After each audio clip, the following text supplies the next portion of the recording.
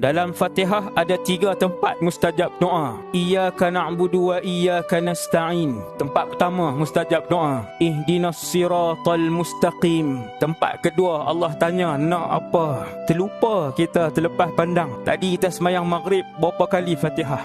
3 kali Fatihah. Ada 9 kali tempat yang Allah tanya nak apa. Bila kita sebut Fatihah, Alhamdulillahirabbil alamin, Allah Ta'ala jawab, Majjadani abdi, hamidani abdi wa majjadani abdi. Hambaku memuji aku, membesarkan aku. Bila kita sebut Iyyaka na'budu wa iyyaka nasta'in, wahai Allah, aku sembah kamu saja, aku minta pertolongan kamu saja. Allah Ta'ala kata, apa yang kamu nak? Apa permintaan kamu? Tiap-tiap kali kita baca Fatihah, sebut 3 ayat ni. Waktu tu niatlah dalam hati, as'alukal jannah ya Rab. Niat dalam hati, laju-laju, jangan berhenti lama-lama pula. Aku pohon syurgamu wahai Allah. Ihdinas siratal mustaqim. Matikan kami dalam keadaan husnul khatimah.